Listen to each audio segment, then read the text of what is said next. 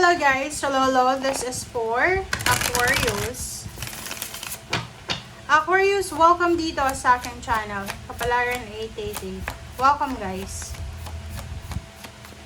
Alamin natin kung anong messages, vibration, gabay, energy para sa lahat ng Aquarius. Number 42, woman holding a coin. Oh, wow. Ikaw ba yan? Tingnan natin kung ikaw yan. 42-6. Or maybe that's your manifestation. You're manifesting a lump sum of money. You're manifesting na maging mayaman ka. You're manifesting na maging balanse yung financial mo. Okay. Yun na nga. So, yun. You're waiting, guys. You're waiting for the big opportunity. So, yun nakikita ko sa'yo. Na yung iba sa inyo dyan, hindi kayo makapag-desisyon kasi wala pa kayong hawak na lump sum of money. Like here, gusto nyo mag-travel papuntang ibang bansa para maghanap ng trabaho or para mag-enjoy, like mag-travel, leisure. Kaso lang, problema dito, wala kang pera siguro. So, kailangan mo munang mag-ipon ng pera. Kung gusto mong mag-travel sa ibang bansa, gusto mong magpatayo ng bahay, gusto mong magpakasal, nasa garden in the gate ka.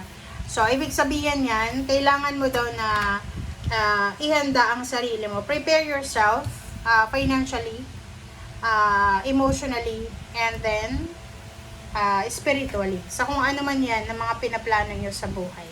Okay? Alright. So, yun. Sabi ng bara sa'yo, nanonood ka ba ngayon, Aquarius? Kung ano man daw na plano mo, gusto mong magpakasal, gusto mong bumili ng bahay, lupa, gusto mong magpatayo ng bahay, gusto mong magpa-renovate ng bahay, gusto mong magkaroon ng baby, gusto mong mag-travel, gusto mong mag-business, mag-ipon ka daw muna, okay?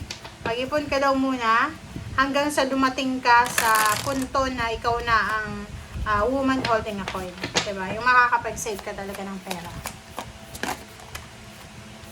Diba? Kung pinaplano mo yun kung pinaplano mong maging masaya sa future, ay handa mo yung sarili mo. Alam nyo ba guys, sa Europa, yung mga ano doon, tawag dito, yung anak ko, nung nag-aaral pa siya ng like kinder, yung mga yung mga kasabayan ko, kasi ng time na yon kinder yung anak ko. Ano pa lang ako ilang taon ba ako nun? 30, 29, parang gano'n. Ay, hindi. Mga 30 plus na ata. Ang mga kasabayan ko doon, isipin nyo yung anak ko, 3 years old. Tapos yung anak ng, syempre yung classmate niya, 3 years old din. Pero yung mga parents nila, ako yung pinakabata. Kahit sa itsura, magtatanong sila kung kapatid ko ba daw yun. Sorry pero yun, kapatid ko ba daw yung anak ko? Sabi ko, no, anak ko yan. Sabi ko, anak ko. Tapos sila magsasabi, anak ko rin yung ganito, ganyan. Tapos nag-wonder ako, bakit, sorry pero matanda na talaga sila tingnan. Like, alimbawa, sasabihin nila na, ano pa lang sila, 45 years old pa lang ako Pero yung mukha nila guys, pa 55, 60 na. Totoo yun tapos palagi pang yung damit, puro itim, ganyan. So, na-realize ko yun na bakit ganon. Pero, alam nyo, kahit matanda na sila nagka-baby or nagbumuo ng family, talagang stable. Sabihin natin stability. Kasi, kumbaga, nakaplano na lahat. Wala na silang problema sa paglaki ng anak. Lalo pa, libre yung yung iba, libre sa yung gobyerno, kung sa government mag-aaral yung anak, libre pa, 'di ba? Sa Pilipinas hindi 'di ba? Yung parang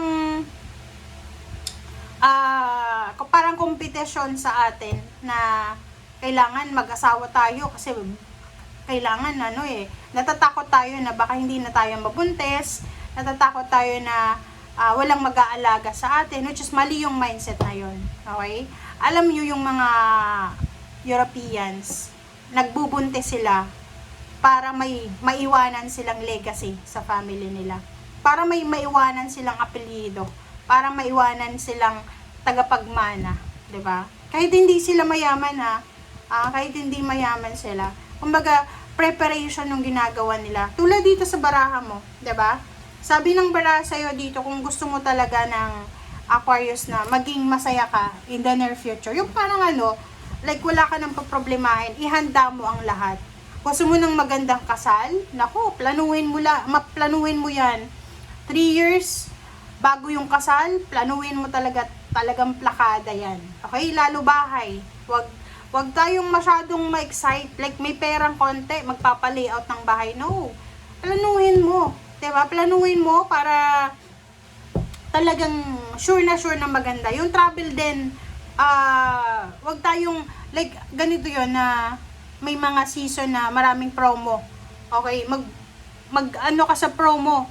Pag alam niyo yung pagta-travel, dapat na-enjoy natin, hindi lang for the sake na may picture tayo na ipapakita sa social media. Hindi ganun. Ang purpose ng travel, guys, is yung memory. 'Di ba? Hindi yung puro picture. So, dapat naghahanda ka. 'Di ba? Pinaghahandaan mo 'yan, dapat relax ka habang nagta-travel. Hindi yung nahihirapan ka sa ibang bansa na hindi mo alam. So, pag-aralan mo, learn some like mga greetings, ganyan. Mag-research ka sa bansang gusto mo, saan ba dito yung malapit yung ganyan, yung emergency, yung police, yung hospital. Alam mo yung ganon, para pagdating mo sa bansang yun, para kang local na ganon. Kasi ako ganon ako eh. Ganon ako. Pag magta-travel ako, kahit sa probinsya, di ba?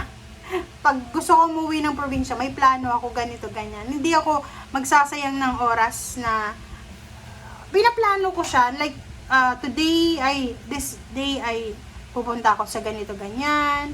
Kakain ako ng ganyan. Pupunta ako sa ganito. Kakausapin ko sa ganyan. Kahit hindi mangyari yan, at least, you have idea. Kasi minsan, di ba, may nagbabakasyon na na parang wala lang, nasayang lang yung oras. Pag uwi niya, hindi niya alam, ano bang nangyari sa akin, natulog lang ako kasi napagod ka na. Okay? So, dapat lang, relax lang. Kaya nga, maghanda tayo. Alam mo yung sabi ng lolo-lola natin dati. Diba? Bago tayo mag-asawa, maghanda tayo. Diba nung unang panahon, pag halimbawa ikakasal, mamamanhikan pa lang, mayroon ng inaalagaan na baboy, ganyan, may plano na. Pero ngayon wala nang preparedness Wala na ngayon na mabibigla ka na lang. Kung anak mo puro lalaki, dadalhin sa'yo yung mga babae nila. Buntis na. Okay, 4 of fire and 3 of earth. So, di ba? Sabi ng baraha sa'yo dito, inulit lang yung sinabi ko. Sabi ng baraha dito, para ma-enjoy mo yung prosperity, contentment, and celebration pagdating ng araw, kailangan daw na planuhin mo siya. You need to collaborate with someone na involved sa plano mo, like asawa mo, anak mo, magulang. Yun, planuhin nyo. Okay? Dito sa barahang to, yung mga financial problems mo daw, sinasabi ng baraha, makaka-recover ka din yan. Okay? Maayos din yung mga financial needs mo. Makakapag-ipon ka kung talagang gusto mo. And sabi ng baraha sa'yo dito, kung hindi ka, pakiramdam mo, hindi progresibo yung buhay mo sa lugar kung nasaan ka ngayon. Oras na para hanapin mo kung saan ka magsasucceed. Okay? Sinasabi ng baraha sa'yo dito, Aquarius, na yung sorrow, yung pain and heartaches na nararamdaman mo, ang kapalit daw niyan is kaligayahan. Ganun naman, di ba?